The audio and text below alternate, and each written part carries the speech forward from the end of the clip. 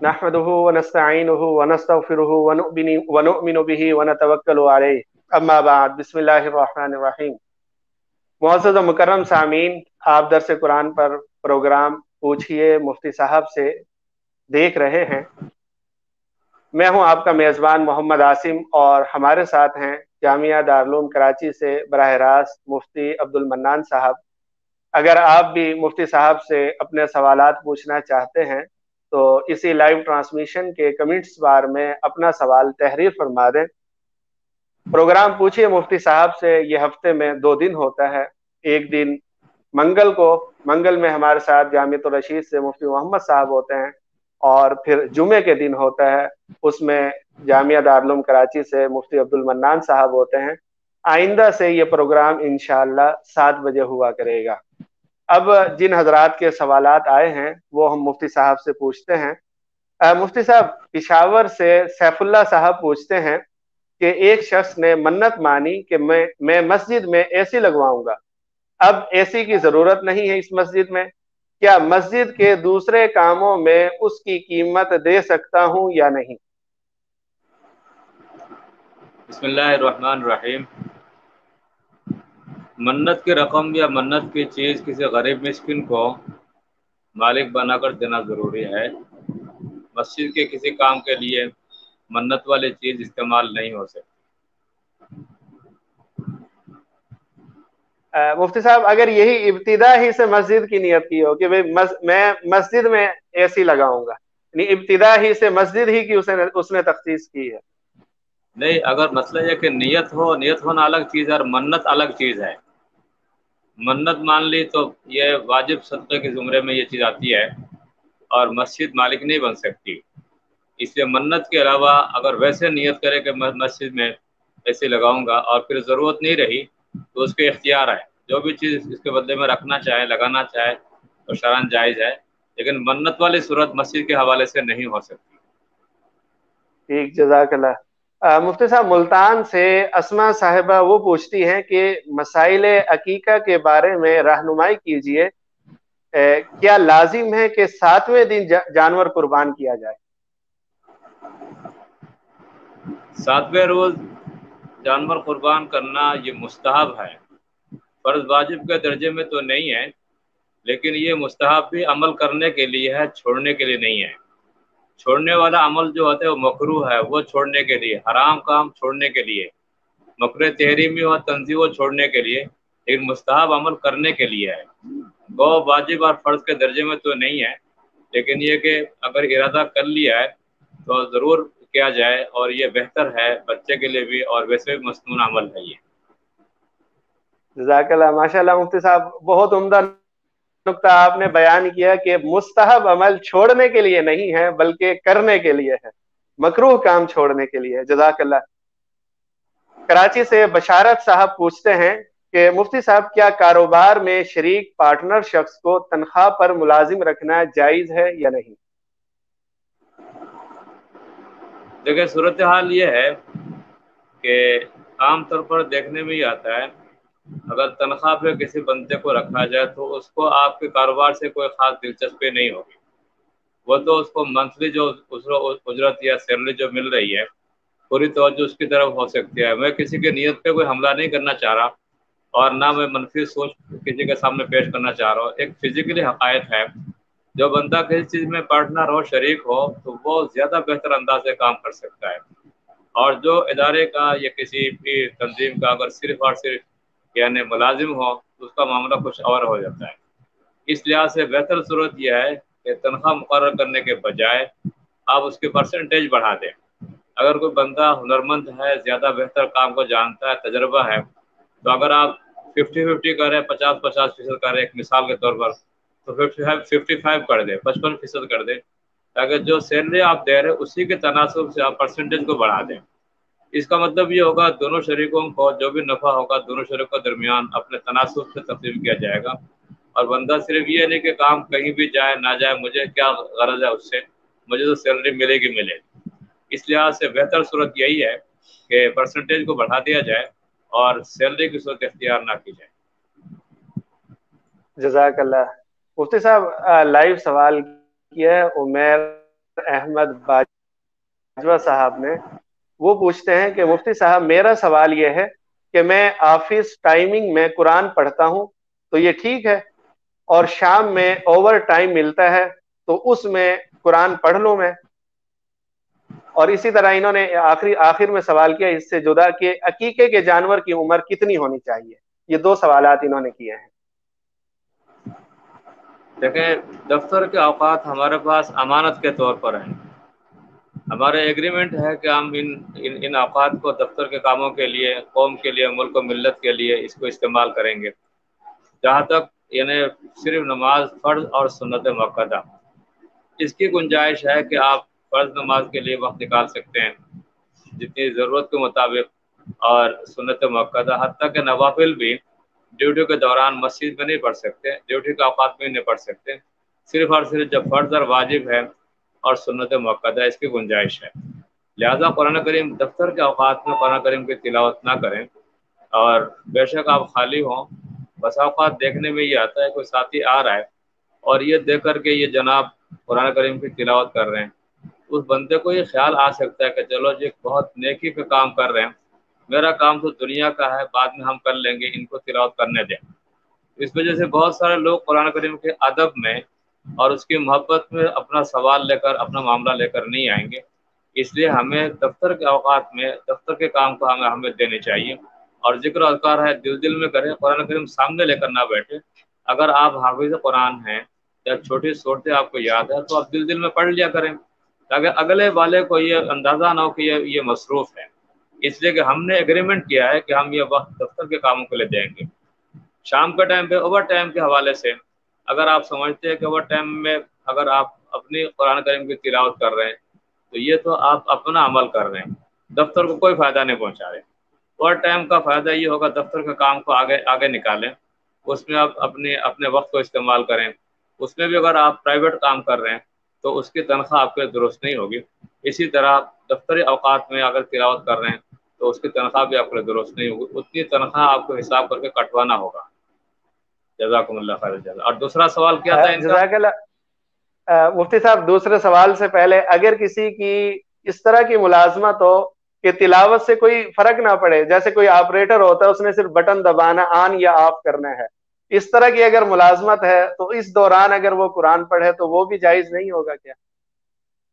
مسئلہ یہ ہے کہ قرآن کریم کی عظمت اپنی جگہ، لیکن یہ وقت آپ کا اس کے لیے نہیں ہے، اس کی تنخواہ آپ لے رہے ہیں۔ لہذا کوئی بھی ایسی ایکٹیویٹیز، کوئی ایسی صورتحال جس میں آپ کی توجہ اس کام کی طرف ہو، الا کہ دل میں ذکر کر رہے کام نہیں، دل میں ذکر کر رہے ہیں، وہ بات الگ ہے جو صورت یاد ہے، لیکن قرآن کریم سامنے لے کر نہ بیٹھے، ورنہ اگلے والے کو یہ ہوگا کہ بھائی یہ تو نیک کام کر رہے تو میں اپنا کام بعد میں کر لوں گا، واپس چلا جائے گا، جبکہ ڈیوٹی کے اوقات میں اصل ڈیوٹی آپ کی وہی ہے۔ باقی دل میں ذکر کریں، جو صورتیں آپ کو یاد ہے، سورہ یاسین، سورہ جو بھی صورتیں آپ کو یاد ہے وہ آپ دل میں پڑھ لیں، کوئی حرج کی بات نہیں ہے، لیکن آنے والے کا استقبال کرنا آپ پر لازم ہے۔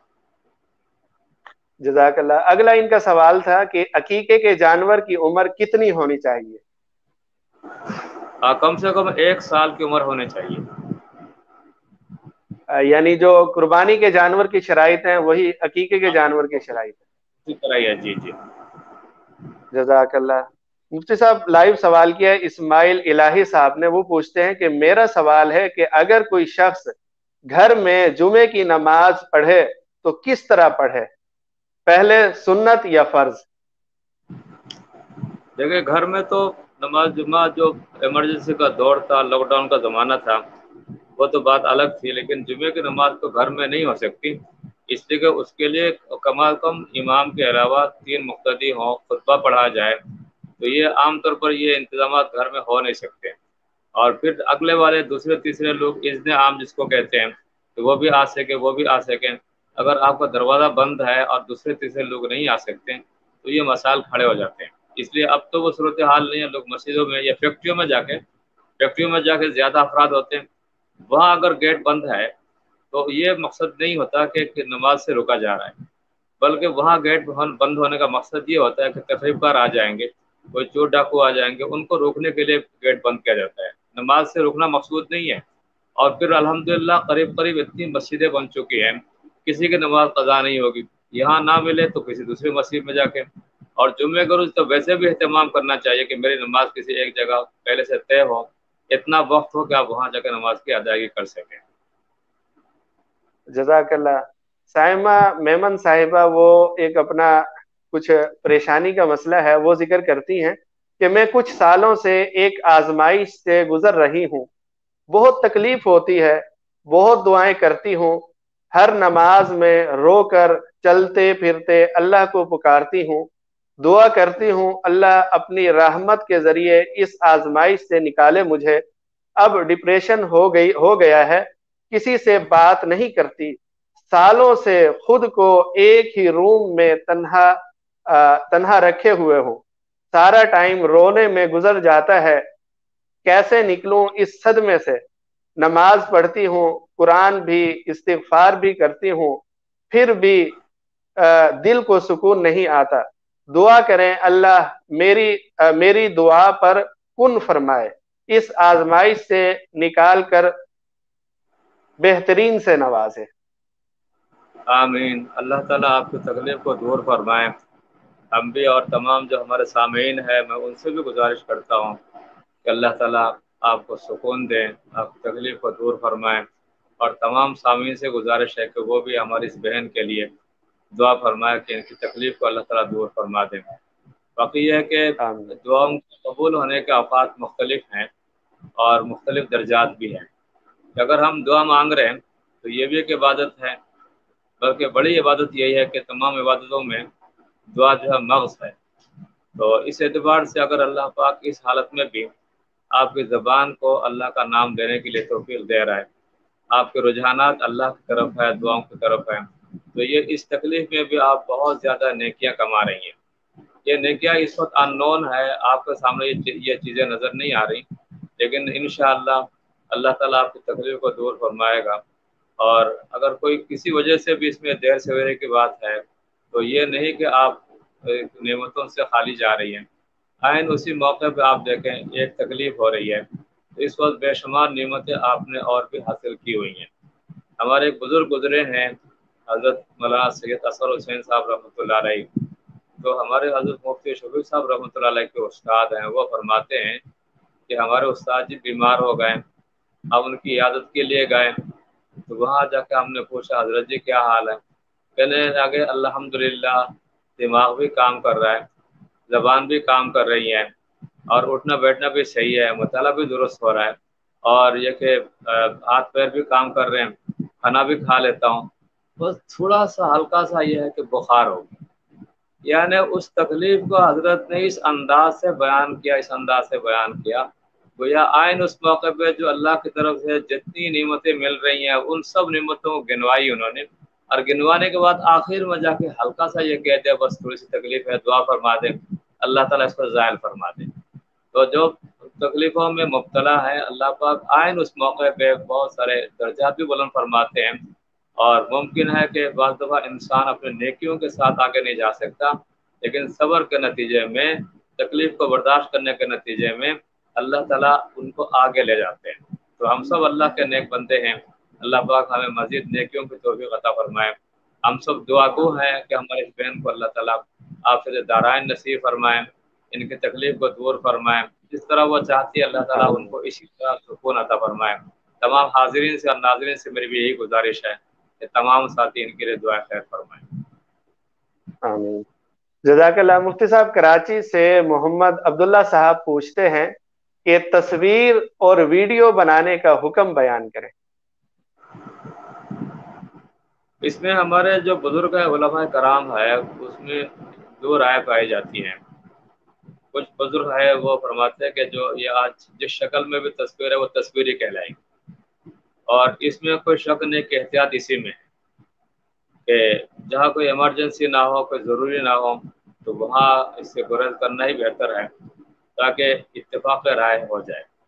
बाकी इतनी बात जो हमारे कुछ हजरात कहते हैं इसमें तब्दीली आ गई है, और असल सूरत हाल पुराने ज़माने की तस्वीर में और आज के की तस्वीर में फ़र्क है। इस लिहाज से अगर इल्मी सतह पे कोई काम की ज़रूरत हो और जहाँ कोई वाक़तन कोई ज़रूरत हो, एक तो शौकिया तौर पर तस्वीर खिंचवा रहे हैं, उससे तो गुरेज करना चाहिए। لیکن جہاں کوئی علمی حلقہ ہے، کوئی ضرورت ہے، تو اس حد تک جب ایک رائے سامنے آ گئی ہے تو اس میں جو بھی عمل کرنا چاہے کر سکتا ہے، لیکن اس کا یہ مطلب نہیں کہ ہم دوسروں پر کوئی ان کے منفی سوچ رکھیں، یہ نہیں، اختلاف رائے کی گنجائش ہے اور یہ صورتحال شروع سے چلی آ رہی ہے۔ جزاک اللہ۔ کراچی ہی سے محمد سفیان صاحب پوچھتے ہیں کہ ایک ایسا شخص جو کینسر کے مرض میں مبتلا ہو اور وہ کینسر کے آخری مرحلے میں پہنچ چکا ہو اور ماہر ڈاکٹر بھی یہ کہہ چکا ہو کہ اس کی زندگی ختم ہونے والی ہے، تو اس کو انجیکشن لگا کر آرام دہ موت دینا جائز ہے یا نہیں؟ دیکھیں، یہ تو جتنی حیات ہے اللہ کی طرف سے مقرر ہے، وہ اس لحاظ سے ہم کو ایسا ذریعہ اختیار نہ کریں کہ اس کی وجہ سے فوری موت واقع ہو جائے، یہ نہ کرے، بلکہ اس کے لیے علاج معالجے کا سلسلہ جاری رکھا جائے کہ ان کو راحت ملے، فائدہ پہنچے۔ ہمارا کام یہی ہے، شفا اللہ کے ہاتھوں میں، ہم اس لیے مثبت رخ اختیار کریں، آخر دم تک ہم علاج معالجہ جاری رکھیں، لیکن جس سے کہ جلد از جلد ان کی تکلیف کو دیکھ کر ہم کوئی اس طرح انجیکشن لگا دیں، کوئی دوا دے دیں، یہ مناسب طرز عمل نہیں ہے۔ جزاک اللہ۔ محمد عاصم صاحب، ان کے چند سوالات ہیں، جس میں سے پہلا سوال ان کا یہ ہے کہ کیا آر او پلانٹ لگانا درست ہے؟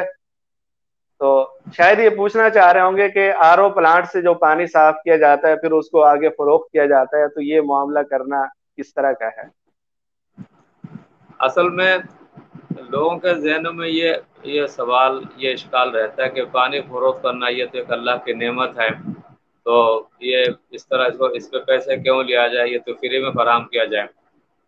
دراصل مسئلہ یہ نہیں ہے کہ کسی عمل میں کوئی محنت شامل ہو جائے۔ آر او پلانٹ کے ذریعہ جو لاکھوں روپیہ لوگ خرچ کرتے ہیں، اور اس پر جو صورتحال ہے، ہمارے پاس صاف ستھرا پانی آتا ہی نہیں ہے، نلوں کے اندر جو پانی آتا ہے وہ بھی صحت بخش نہیں ہے، لوگ گھریلو کاموں کے لیے تو استعمال کر سکتے ہیں، لیکن پینے کے لیے لوگ یہ چاہتے ہیں کہ پانی اچھا ہو، صاف ستھرا ہو، صحت کے لیے مفید ہو۔ تو اسی لیے آر او پلانٹ کے ذریعہ جو لوگ کاروبار کر رہے ہیں، تو چونکہ اپنے یعنی پیسے خرچ کر کے، کافی رقم خرچ کر کے پانی زمین سے نکال رہے ہیں، زمین اللہ کی دی ہوئی زمین ہے اور پانی بھی اللہ کی ملکیت ہے، کسی کی ملکیت نہیں ہے، اس لحاظ سے جو مشینری کے ذریعے اس کو صاف ستھرا کر کے اور بوتلوں میں بھر کر آگے فروخت کر رہے ہیں، تو یہ کاروبار جائز ہے۔ اس کو ناجائز سمجھنا یا اس میں کوئی منفی سوچ پیدا کرنا یہ درست طرز عمل نہیں ہے۔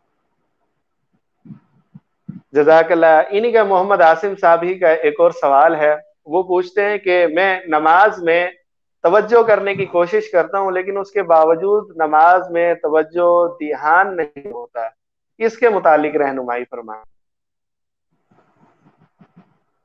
دیکھیں، توجہ اپنی ہے اور اس میں شک نہیں کہ شیطان بھی اور نفس بھی ہمارے ساتھ لگے ہوئے ہیں، اس لیے ہمارے بزرگوں کا بتایا ہوا ایک نسخہ میں آپ کو بتاتا ہوں، انشاءاللہ امید ہے کہ فائدہ ہوگا، اور وہ یہ ہے کہ جو کچھ آپ زبان سے پڑھ رہے ہیں، سبحانک اللہم و بحمدک، تو آپ کے دونوں کان سنیں، اتنی آواز ہو کہ کانوں تک آواز پہنچے، آپ کی آواز باہر نہ آئے۔ الحمدللہ رب العالمین پڑھ رہے ہیں، اگر آپ کو ترجمہ آتا ہے اس کے ترجمہ کی طرف غور فرمائیں، اور اگر ترجمہ نہیں آتا تو نمازوں کو بچانے کے لیے انتہائی آسان نسخہ یہ ہے، حضرت شیخ الاسلام مفتی محمد تقی عثمانی صاحب دامت برکاتہم کا آسان ترجمہ، جو چھوٹی صورتوں میں لوگ نماز پڑھتے ہیں، الف لام سورہ فاتحہ سے لے کر علم تری کیفیہ تک، یہ 10 صورتیں بار بار نمازوں میں دہراتے ہیں، تو ان کسی جیسا کہ سورہ کوثر، انا اعطیناک الکوثر، اس کو اس آسان ترجمہ میں ایک دفعہ 2-3 دفعہ اس کا ترجمہ دیکھ کے آ جائے، یا کوئی بھی صورت آپ پڑھنا چاہ رہے ہیں تو کچھ خارجی عوامل بھی ہے، پہلے سے ذہن بنائے کہ آج کی نماز میں یہ صورتیں پڑھوں گا، لیکن اس کے میننگ، اس کا معنی، اس کا مفہوم کیا ہے، اس کتاب میں نہایت آسان الفاظ میں، خوبصورت الفاظ میں اس کا ترجمہ ذکر کیا گیا ہے۔ اگر وہ ترجمہ 1 دفعہ 2 دفعہ 3 دفعہ آپ دہرا لیں تو جب نماز کے لیے کھڑے ہوں گے تو آپ کے ذہن میں وہی ترجمہ ہوگا اور آپ نماز کے ماحول میں ہوں گے۔ ایک صورت تو یہ ہے، اور دوسری صورت یہ ہے کہ جو کچھ آپ پڑھ رہے ہیں تو اتنی آواز ہو، باہر آواز نہ آئے، کانوں تک آواز جائے، اہدنا الصراط المستقیم صراط الذین انعمت علیہم، جب تک آپ کے دونوں کان متوجہ ہوں گے، آپ کی توجہ کسی اور چیز کی طرف نہیں جا سکتی۔ تو یہ پریکٹس آپ کریں، انشاءاللہ نماز، اور پھر اللہ سے مدد بھی مانگے، ربی انی مغلوب فانتصر، اللہ میں کمزور ہوں، نماز کے معاملے میں میری مدد فرما۔ اور اس کے ساتھ ساتھ یہ طریقہ اختیار کریں، ایک تو ترجمہ دیکھ کر آئے 2-3 دفعہ دیکھ لیں تو انشاءاللہ اسے قرآن کریم کے ماحول میں رہیں گے، نماز کے ماحول میں رہیں گے، اور پھر نماز کے دوران دونوں کان متوجہ رہے آیات کی طرف۔ جب تک آپ انشاءاللہ کریں گے تو امید ہے اللہ کے ذات سے شیطان بیچ میں نہیں آئے گا، نفس بیچ میں نہیں آئے گا۔ اللہ پاک ہم سب کو عمل کی توفیق عطا فرمائے۔ جزاک اللہ مفتی صاحب۔ سامعین کو میں ایک بات مزید کہنا چاہوں گا کہ جب اپنا سوال لکھیں تو سوال کے شروع میں یا آخر میں اپنا اور اپنے شہر کا نام لکھنا نہ بھولیے، اور اسی طرح جو اختلافی مسائل ہیں وہ بھی تحریر نہ کریں، کیونکہ ہم اختلافی مسائل کو یہاں پر شامل نہیں کرتے۔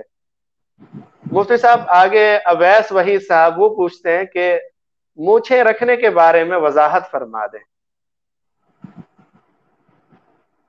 نبی کریم صلی اللہ علیہ وسلم کا ارشاد ہے کہ داڑھی بڑھائیں اور مجھے کتروائیں، تو یہ بڑھانے کا عمل ہے نہیں، مصنوع عمل یہی ہے۔ عرش من الفطرہ، 10 چیزیں فطری چیزیں ہیں جس میں مجھے یعنی باریک کرنا، چھوٹی کرنا اور داڑھی بڑھانا، تو یہ مصنوع عمل ہے۔ مصنوع عمل جیسا کہ میں نے پہلے بھی ذکر کیا، مصنوع عمل کرنے کے لیے ہے، چھوڑنے کے لیے نہیں ہے۔ جزاک اللہ۔ دانیال جاوید صاحب وہ پوچھتے ہیں کہ اگر کوئی پوتا اپنی دادی کو اپنے دادے کی برسی پر تعزیتی الفاظ کہہ دے فقط دادی کا بوجھ ہلکا کرنے کے لیے، تو یہ کیسا ہے؟ مسئلہ یہ ہے کہ دیکھیں تعزیت کے لیے اوقات مقرر ہیں، ہر چیز کا فارمولہ ہے، اس کو ہمیں فالو کرنا چاہیے۔ کہ تعزیت صرف 3 دن کے لیے ہے، اور جو خاتون ہے وہ تو جب 4 مہینے 10 دن وہ گزارتی ہے سوگ میں، لیکن اس کے علاوہ دوسروں کے لیے تعزیت والے الفاظ نہیں کہنے چاہیے، بلکہ ان کو کہیں کہ ماشاءاللہ دادا جی تو بڑے اچھے تھے اور آپ کے ساتھ انہوں نے بہت تعاون کیا، ان کا ذکر خیر کرے تاکہ دادی کو تسلی ہو۔ یہ سننے کے بعد شریک حیات وہ رہی ہیں تو ظاہر بات ہے ان کا ذکر خیر ہوگا تو ان کو سکون ملے گا۔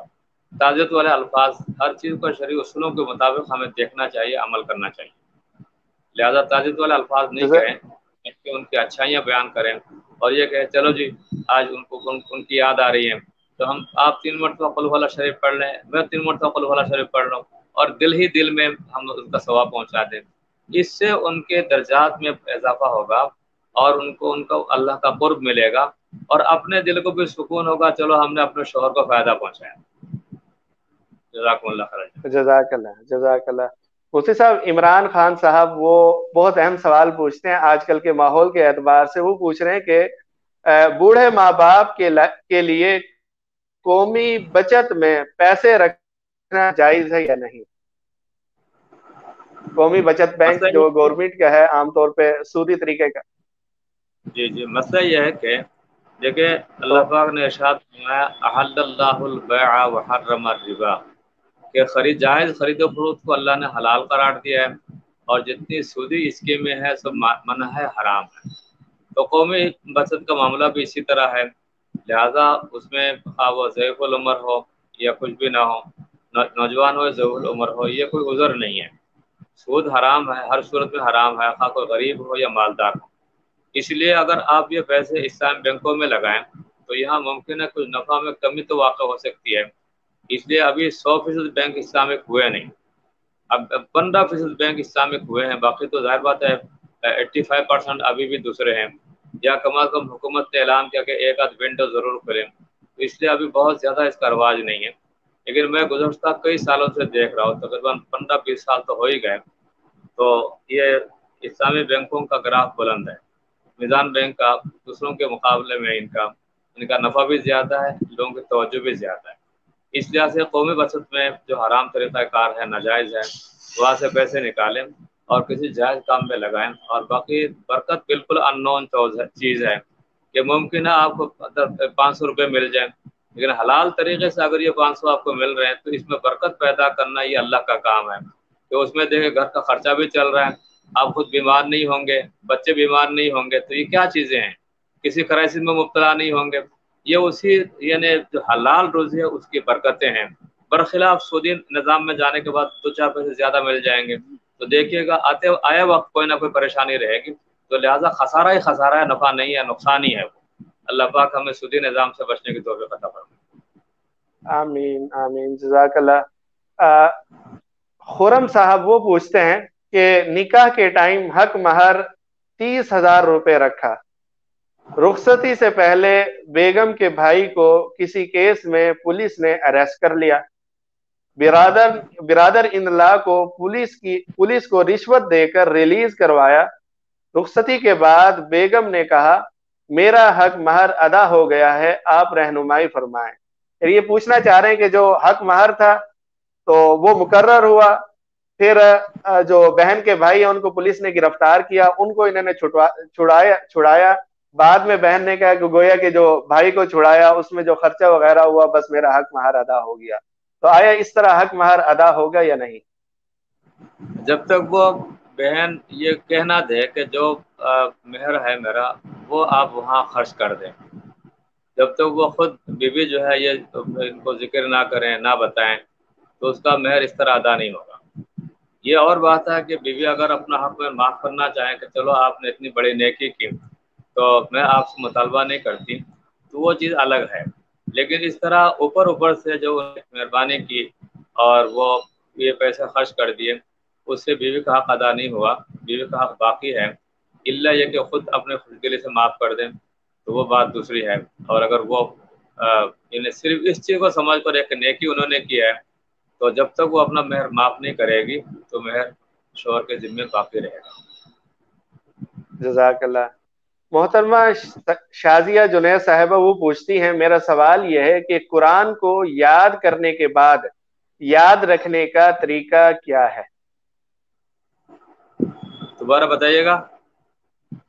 قرآن شریف کو حفظ کرنے کے بعد اس کو یاد کیسے رکھا جائے، کیا طریقہ اختیار کیا جائے کہ وہ یاد رہے؟ یہ تو بڑا آسان طریقہ ہے، بار بار پڑھیں، ناغا نہ کریں. ناغا کے دنوں کے اگر کوئی عذر ہو، کوئی مسئلہ الگ ہے، لیکن یہ اس کو بار بار پڑھیں، چلتے پھرتے پڑھیں. بہت سارے لوگ فضول کاموں میں اپنا وقت ضائع کر دیتے ہیں. ہم جو دیکھا اپنے دارالعلوم کے حضرت مولانا افتخار صاحب کو، میں تو ان کو داد دیتا ہوں کہ دیکھیں اتنا قرآن پڑھتے. میرا اپنا خیال ہے کہ غلط نہ ہو، ممکن ہے کہ سب سے زیادہ قرآن کریم کی تلاوت یہ کرتے ہیں، یہ قرآن کریم کے شہدائی ہیں. ایک دفعہ یہ بیمار ہو گئے اور کہنے لگے یار طبیعت کچھ مسئلہ ہو رہا ہے، کہ شاید کوئی دل کا کوئی درد ہے. تو میں نے کہا حضرت انشاءاللہ موت نہیں آئے گی. اس دل نے اتنا قرآن پڑھا، ہمارے در و دیوار گواہ، ہمیں خود بھی گواہی دیتا ہوں کہ آپ اتنا قرآن پڑھتے ہیں انشاءاللہ آپ کی موت واقع نہیں ہوگی، یہ بیماری دور ہو جائے گی. تو اس لیے ایک چسکا لگ جاتا ہے حافظ قرآن کو کہ چلتے پھرتے دیکھیں دن میں 5 نمازیں ہیں، روٹین بنا لیں کہ فجر کی نماز میں اتنا تلاوت کر لوں، ٹھیک ہے، اس کے بعد ظہر کی نماز میں اتنا تلاوت کر لوں، اس کے بعد عصر کی نماز میں اتنا تلاوت کر لوں، مغرب کی نماز میں اتنا تلاوت کر لوں، عشاء میں اتنا تلاوت کر لوں، تہجد میں اتنے تلاوت کر لوں، اشراق میں چاش میں اگر اللہ تعالیٰ توفیق دے. اس حساب سے تقریباً روزانہ ڈیلی ایک پارے کی تلاوت آسانی سے ہو سکتی ہے. جب روزانہ ایک پارے کی تلاوت ہو جائے گا 30 دن میں ایک ختم ہو جائے گا. تو اس لیے جس نے اہتمام کیا تو اس کا قرآن کبھی بھولے گا نہیں، قرآن ہمیشہ یاد رہے گا. وَلَقَدْ يَسَّرْنَا الْقُرْآنَ لِلذِّكْرِ فَهَلْ مِن مُدَّكِرٍ. ہم نے قرآن کریم کو آسان بنایا ہے، تم نے کوئی یاد کرنے والا؟ تو یہ ہے، اس کو جاری رکھیں. جزاک اللہ. آپ نے استاد جی کا ذکر کیا تو ہم بھی استاد جی اتنا پڑھتے تھے، نوافل میں بھی ہم دیکھ کے جو ہے پریشان ہوتے تھے کہ استاد جی اتنی اس عمر کے اندر جو ہے اتنی محنت کرتے ہیں اس معاملے کے اندر. تو اتنی اگر کوئی محنت کرے گا تو پھر تو بھولنے کا سوال ہی پیدا نہیں ہوتا. جی جی جی جی ماشاء اللہ. جزاک اللہ. اچھا مفتی صاحب محمد طیب صاحب انہوں نے سوال کیا کیا ہر نماز سے پہلے نیت بول کر کرنا لازم ہوتا ہے جب بھی فرض کے بعد سنت نفل ادا کی جاتی ہے؟ نیت اصل میں دل کے ارادے کا نام ہے. 4 رکعت کے لیے آپ کھڑے ہو گئے، ظہر کی نماز کے لیے، فجر کی نماز 2 رکعت کے لیے کھڑے ہو گئے، آپ وضو کر کے آ رہے ہیں یا مسجد میں آ کے وضو کر رہے ہیں، مسجد میں قدم بڑھا رہے ہیں، اللہ اکبر کہہ کر کھڑے ہو رہے ہیں، تو یہ قدم قدم پہ نیت ہی تو ہے کہ 2 رکعت پڑھنے کے، فجر کی نماز فرض نماز 2 رکعت ہے، اس کو پڑھنے کے لیے میں جا رہا ہوں. اس کے لیے الگ سے یہ جیسا کہ بہت سے حضرات الفاظ نقل کرتے ہیں نوائت دیا کہ میں نیت کرتا ہوں میں فجر کی 2 رکعتیں پڑھ رہا ہوں، یہ الفاظ ہے، یہ نیت نہیں ہے. نیت تو دل کے ارادے کا نام ہے، لہذا الفاظ پڑھنا کوئی ضروری نہیں ہے، وہی نیت آپ کی کافی ہے. جزاکم اللہ خیر. جزاک اللہ. بلوچستان کے علاقے ڈھاڈر بولان سے شعیب محمد صاحب وہ پوچھتے ہیں کہ بکر نے بینک سے سود پر قرضہ لیا، پھر یہی قرضے والی رقم کاروبار کے لیے عمر کو دے دی، کیا عمر کے لیے یہ رقم حرام ہے یا استعمال کر سکتے ہیں؟ دیکھیں مسئلہ یہ ہے کہ سودی رقم لینا یہ حرام ہے، ناجائز ہے، اور یہی وجہ ہے کہ ہمارے بزرگوں کی کوششوں سے، مسلسل کوششوں کے نتیجے میں اس وقت پورے ملک میں تقریباً خواہ سودی بینک، کمرشل بینک ہو یا عام اسلامک بینک ہو، تو کچھ تو بینک مکمل چینج ہو گئے کہ وہ سودی کام کرتے ہی نہیں ہیں. اور اسٹیٹ بینک نے آرڈر جاری کیا ہے جو سودی بینک ہے تمام برانچوں کا اگر سیدھا نہیں کر سکتے، کم از کم 2-4 برانچ ان کے ہونے چاہیے، ایک آدھ بینک ضرور ہونا چاہیے. اس لحاظ سے آپ اس طریقے پہ آئیں. سود لینا دینا یہ یعنی اعلان جنگ ہے، تو کوئی ہم میں سے کوئی بندہ اتنی قوت نہیں رکھتا کہ اللہ سے اعلان جنگ کر کے اس کا مقابلہ کر لیں. فرعون نے کوشش کی، وہ غرق ہو گیا، خدا کا دعویٰ کیا، غرق ہو گیا. تو لہذا سودی نظام میں ہماری لائف نہیں ہے، ہماری زندگی نہیں ہے. یمحق اللہ الربا، اللہ تعالیٰ سود کو گھٹاتے ہیں، رفتہ رفتہ کاروبار کے اندر زوال آئے گا اور اپنا ضمیر بھی مردہ ہو جائے گا، یعنی اس کے بعد اس کی نوست دل میں نہیں رہے گی. اس لحاظ سے اولاً سودی قرضہ لینا ہی جائز نہیں ہے، حرام آئیے. اور اگر کسی نے لے لیا تو دیکھیں وہ رقم خود حرام نہیں ہے، رقم تو XYZ زید بکر عمر سب کی رقم وہاں رکھی ہوئی بینک کا اندر، بینک اس کو ناجائز طریقے سے استعمال کر رہا ہے، کہ بجائے اس کے کہ جو اسلامی بینکوں کا جو طور طریقہ ہے ان صورتوں کو اختیار کرتا، وہ فکس اس میں دے رہا ہے کہ جو قرضہ جاری کر رہے ہیں تو 100 میں 10 روپے، وہ حالانکہ بینک کوئی کاروبار نہیں کر رہا. تو یہ سودی نظام بینک چلا رہا ہے اور یہ ذریعہ بن رہا ہے. بینک بھی گناہ گار ہوگا، سودی اکاؤنٹ کھولنے والا بھی گناہ گار ہوگا، اور کسی اور کو دینے کی ضرورت نہیں ہے نا، قدم قدم پہ گناہ ہے یہ. باقی رہ گئی بات جو نوٹ ہے، جو رقم ہے، وہ تو زید بکر عمر کے وہ نوٹ خود گندہ نہیں ہے، خود وہ پلید نہیں ہے، وہ تو پیسے ہیں، لیکن اس پیسے کے حصول کے طریقے کو ہم نے ناجائز طریقے سے اختیار کیا ہے. یہ کام اگر جائز طریقے سے کرتے ہیں، قرضہ لے لیتے کسی سے یا مضاربت پہ لے لیتے ہیں یا مرابحہ جو اصول ہے تجارت میں شرکت کرنے کے حوالے سے، تو پھر وہ سودی نظام سے ہٹ کر کام کر سکتے تھے. لہذا یہ عمل شروع سے لے کر آخر تک حرام ہی حرام ہے.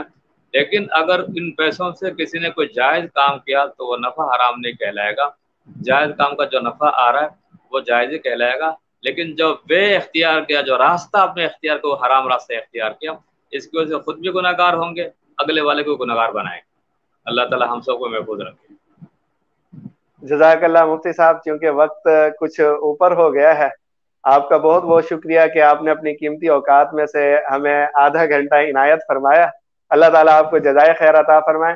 السلام علیکم ورحمۃ اللہ وبرکاتہ. آپ حضرات کا بہت بہت شکریہ کہ مجھ جیسے نادان کو آپ نے موقع دیا.